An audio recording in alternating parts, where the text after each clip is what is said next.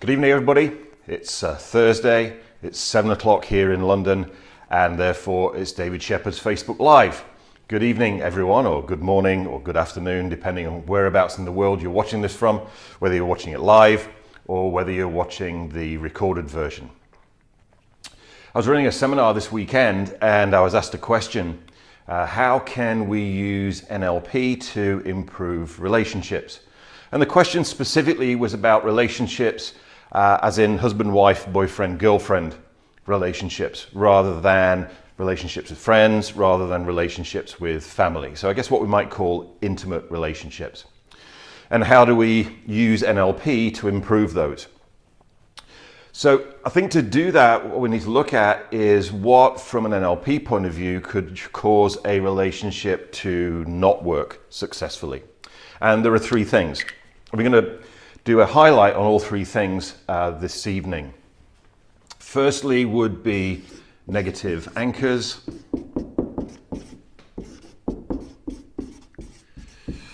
Then would be unfulfilled strategies. And finally, unfulfilled values. So let's look at each of these in turn. So first would be negative anchors. So for those of you new to NLP, let's just explain what an anchor is. So an anchor is what Pavlov would have referred to as a stimulus response pattern. The way that our nervous system works is that when we are in an intense state, it scans around all of the information that's coming in through our eyes, through our ears, through a sense of touch, smell, and taste, to find something unique to link the two together. You've probably heard the story about Pavlov. He would give the dog a steak, and as the dog was salivating, he would ring a tuning fork. And he would do that a number of times to what he would call condition it into the dog's nervous system. Then he found that if you just rang the tuning fork but didn't give the dog a steak, it would still salivate. So in NLP, stimulus response patterns are what we call anchors. And we can be anchored to negative states and we can be anchored to positive states. What we're looking at here, specifically in relationships, is negative anchors, anchors to negative states. So let me give a little bit of a scenario that maybe some of you will be able to relate to. I know some of the people on the seminar this weekend certainly could. So let's say you've been at work and you've had a really bad day and you're in the bad day state. And you go, right, before I get home, I've really got to shake this off. And you do that very, very successfully. You put yourself into a better mood. But then even though your husband, wife, boyfriend, girlfriend is not formally trained in NLP, they do an absolutely perfect state elicitation. Because what happens is that you get there, you get home, and they say to you, how was your day, dear? How was your day, darling? And immediately go, oh, it was terrible. It was a terrible day, shit day. And you're looking at their face, you're hearing their voice, maybe they give you a hug. We have now created a negative anchor. Now, as time goes on in the relationship, imagine how many times that could actually happen. And what we get, as far as that's concerned, is a stacked negative anchor. All of those feelings of bad days get added together. They all culminate together. And the trigger is the look of your partner's face, the sound of their voice, and their touch. Which, as soon as you see them, as soon as you hear them, as soon as they touch you, fires off that really intense negative state. And because most people don't understand anchoring, they don't go, oh, I think I've got a negative anchor to my husband, wife, boyfriend, girlfriend. What they think is, they think it's the person that's making them feel bad. And therefore they go, I've really got to get away from this person because even the look of their face, the sound of their voice, and when they touch me makes me feel awful. So what we can do in NLP to work with either ourselves or with our clients, if we're doing relationship coaching, is we can assist them in collapsing the negative anchors using a technique called collapse anchors.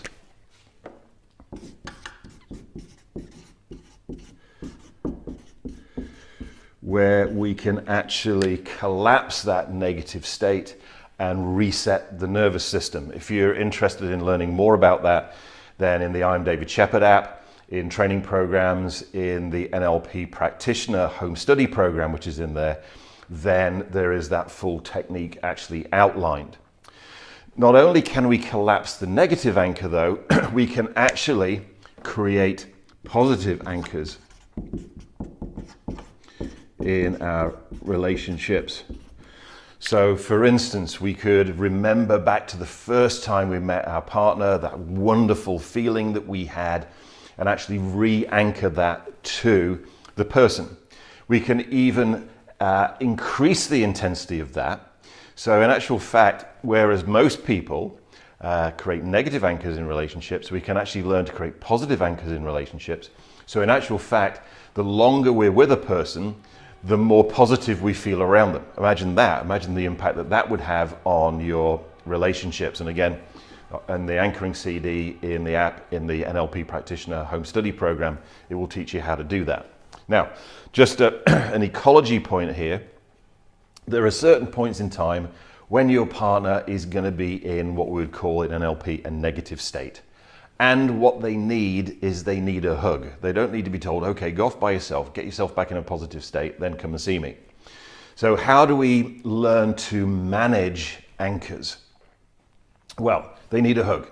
Give them a hug, but remember where you put your hands, because what you've done is you've created a negative anchor.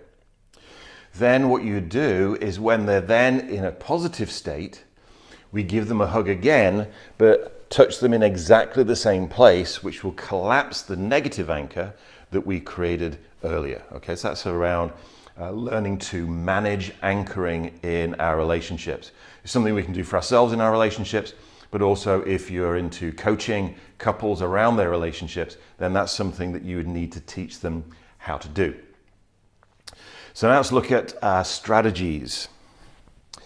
So there are 3 strategies which are important in relationships. There's what we call our attraction strategy. There's our recognizing attraction strategy. My pen's not working very well. Recognizing attraction. And our deep love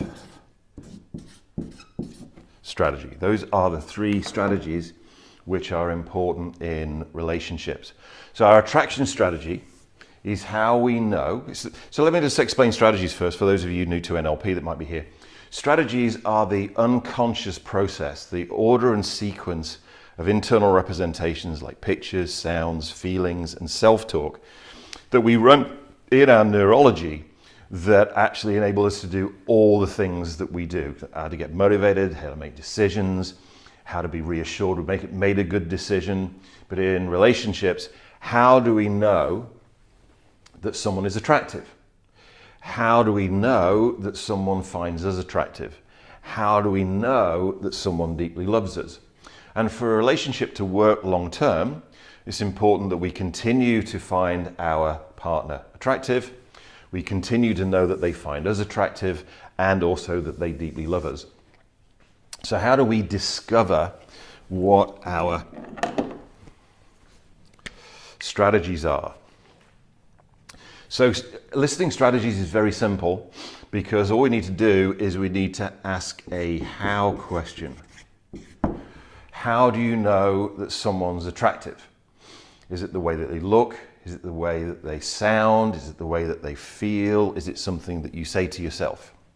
How do you know someone finds you attractive? Again, what's the order and sequence of steps?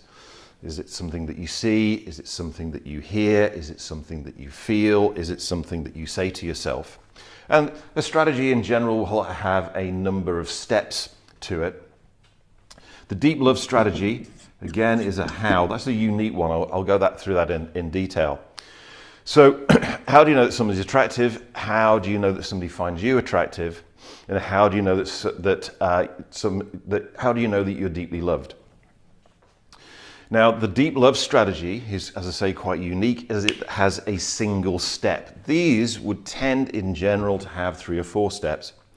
And the question is, how do you know? If you want to go into more detail as to how to elicit strategies, again, NLP Practitioner Home Study Program in the I'm David Shepherd app, there's a CD specifically about strategies that goes into more detail about this, more detail than I can go into in a half an hour Facebook Live.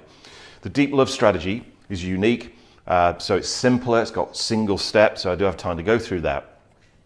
The question for this is, how do you know that someone deeply loves you? Is it the way that they look at you, or the fact that they take you places and show you things? Or is it the sound of their voice or certain words that they say? Or is it a touch in a certain place or in a certain way? How do you know that you're deeply loved? Now, quite often with my clients, they say, well, I like all of them. That's not actually the answer to the question. So what I then say to them is like, okay, so if one of these were missing, if the look was missing, if they didn't say certain things was missing, if they didn't touch you in a certain way is missing, which of those, if it were missing, would cause you to doubt whether they deeply loved you? And what they'll do is they'll pick one particular one of those. Now, here's the thing with strategies. When we first meet someone and we first start dating, if you like, we do everything. We go places, we look at each other in a particular way, we speak to each other, we say loving things to each other, we touch each other. So no matter really what somebody's strategy is for attraction, for recognizing attraction, for deep love, it will be satisfied. But then as a relationship goes on, what tends to happen is that because we're not aware, most people aren't aware that we have strategies, unconsciously what we do is we assume that everyone has the same strategy as us. So we assume that what we find attractive is what our partner finds attractive. We assume that what we need to know that somebody else finds us attractive is the same in our partner. We assume that what we need to know that we're deeply loved is the same in our partner. So unconsciously what we do is we work to satisfy our strategy for our partner.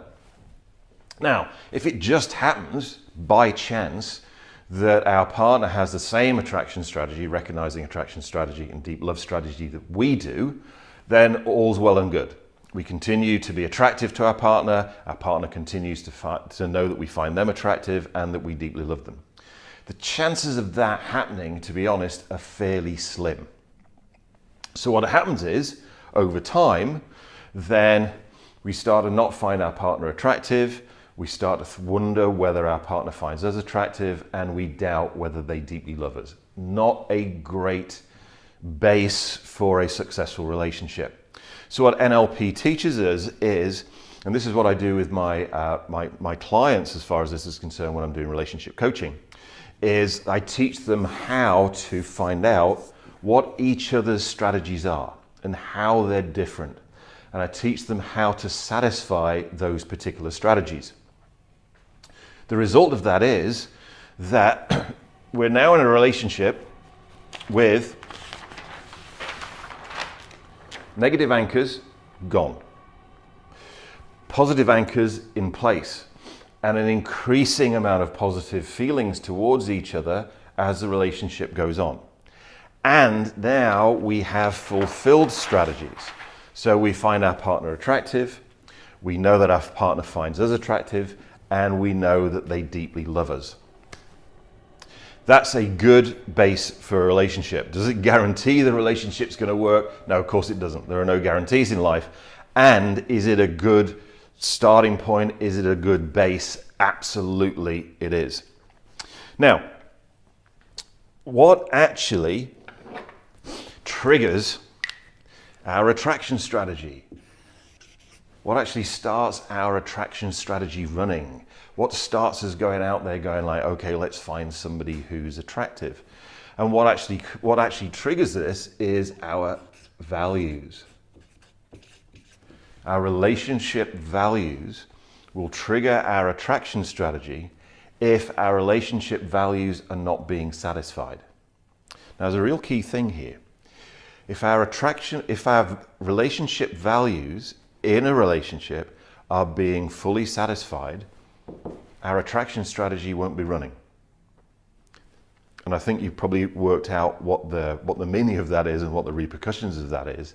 It means that if you're in a relationship and your relationship values are satisfied, you won't have the wandering eye going around looking for other people that are attractive, all other things being equal.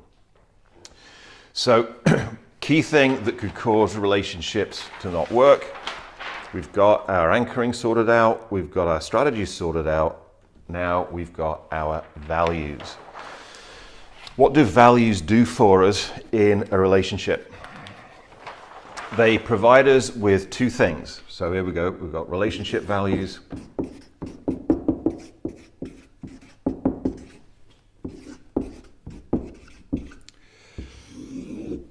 They provide us with two things. They provide us with upfront motivation,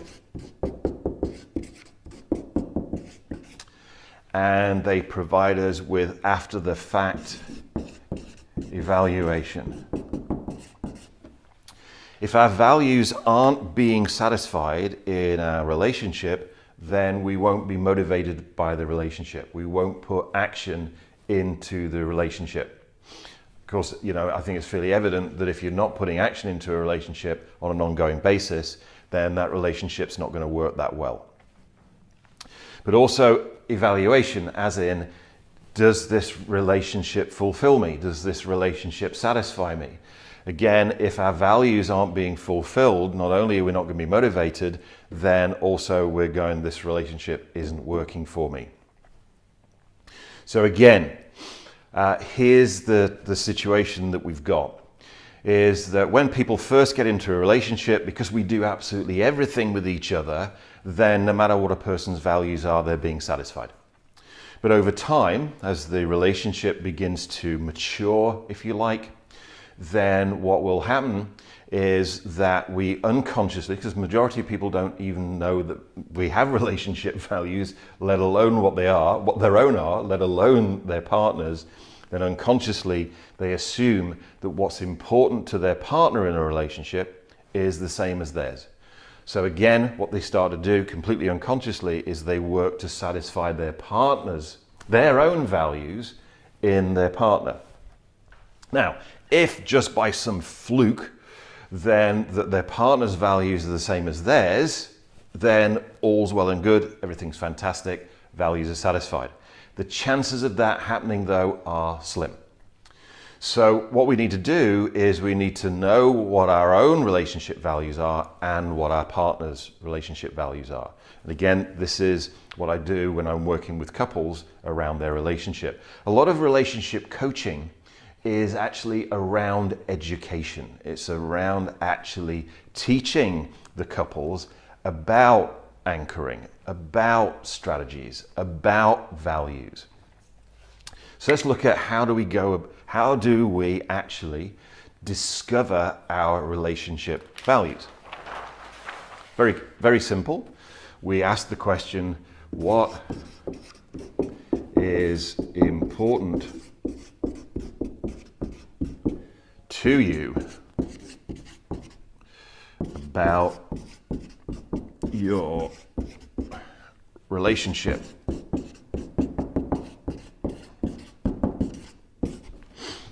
And what you'll get is a whole series of fairly ambiguous, what we call in NLP, big chunk words.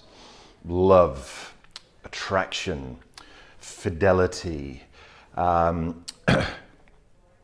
caring, sharing, those kind of words like that. And it's important that what happens at first is a whole series of words will come out, then they'll stop, and then what you'll find is you ask yourself the question again, and a second wave of values come out. They're the values which are more unconscious as far as that's concerned.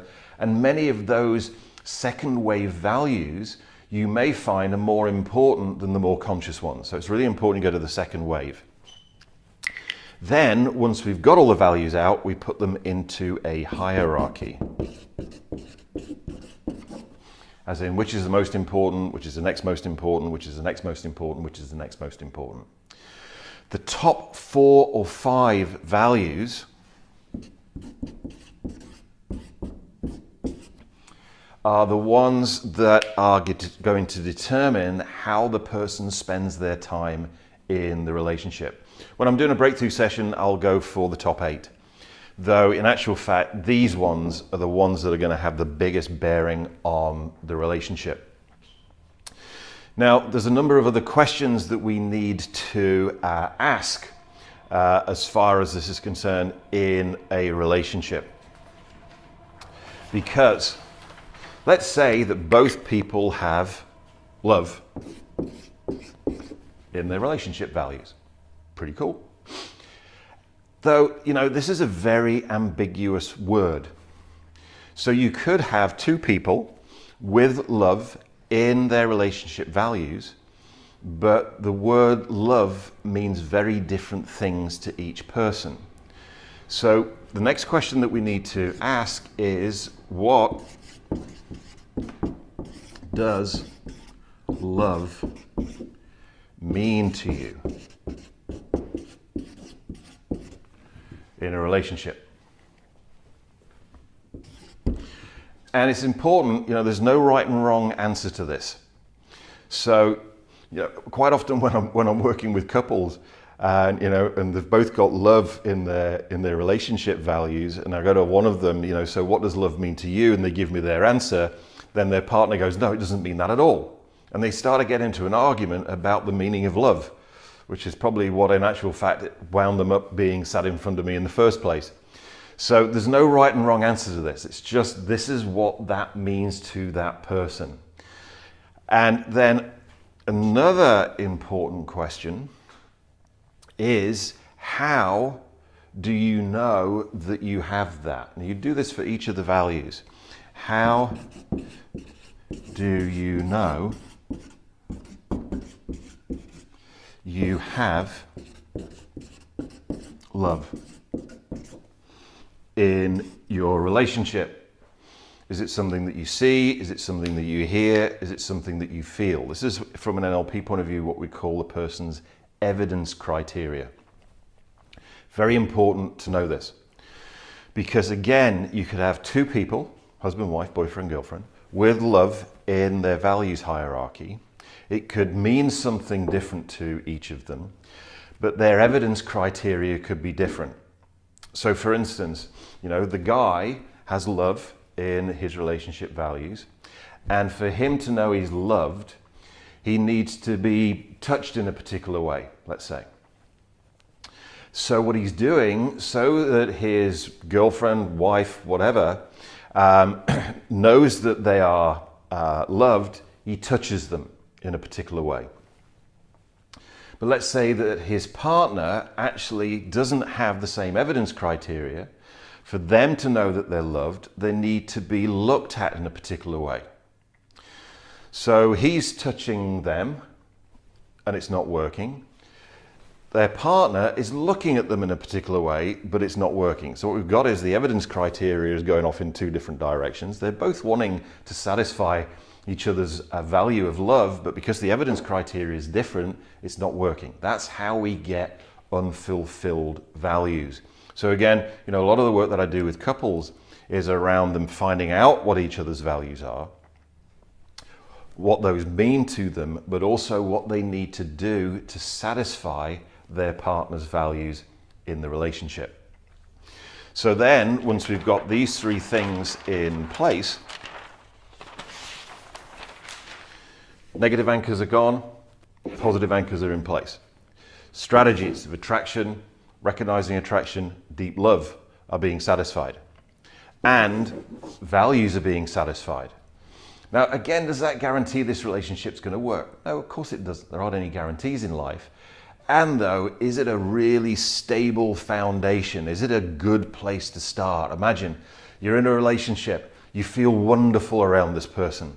You find them attractive. You know they find you attractive. You know that they find you, that they deeply love you. And all of everything that's important to you about a relationship is being 100% fulfilled. It's a pretty good starting place, yeah? Now, with values, I just want to share one final thing with you which I believe is very, very important. And this arose as a result of a question from a client on one of my master practitioner trainings, Ina Elliott. And what she said was, she said, David, is it possible that somebody would have different values for a relationship, as in dating, than their values for marriage, as an example? And I said, well, do you? And she goes, I think I do, yes. I said, in that case, yes, that's a possibility. Now, let's just think about what this means, the repercussions of this. What it means is that when someone starts dating, there's a certain set of values running. Then when they move from dating to marriage, and this might actually kick in at the point where they get engaged, it might kick in at the point where they move in together, it might kick in when they say I do, when they're actually in the marriage ceremony. But what will happen is a potentially totally different set of values, boom, could kick in at that particular moment in time. Suddenly what's important for the person is totally different. How many times have you heard people say, he or she is not the person I thought I was marrying? Could that be what's actually causing that situation? It's interesting, isn't it? Now then, let's extrapolate this. Could there be a different set of values kick in when that couple have children? Suddenly now we've gone from dating to marriage to family. So at which point in time, as soon as that first baby comes into the world, suddenly now we're operating from family values rather than marriage values, rather than couple values. One of the things I've noticed quite often is when a couple, when they have their first child or they have children, start to refer to each other as mum and dad, rather than, so there's an indication that now it's not about the couple, it's about the family. If that works, that's fine. This is the important thing. There's no right and wrong here. It's about whether it's functional and whether the relationship works. If that works for the couple, fine, brilliant. Here's a potential though, is so they're operating from family values and then their children leave home. They flee the nest and suddenly they're still operating from family values, but the family's not at home anymore.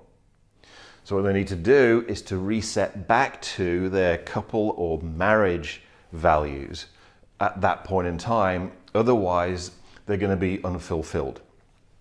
So there's some ideas for you there around values. If you want to find out more about that, again, you're in the I Am David Shepherd app, in training programs, in NLP certification. In the app, there is a program called the Personality Matrix, and there's actually full training in how do you go about eliciting and utilizing values, but also there's a great video demonstration where I'm working with a student around exactly this, eliciting her relationship values and finding out also where there are potential conflicts in there. So there we go. If you're in a relationship already, then these are the things that we need to be looking at to make sure that that relationship is on a really good grounding.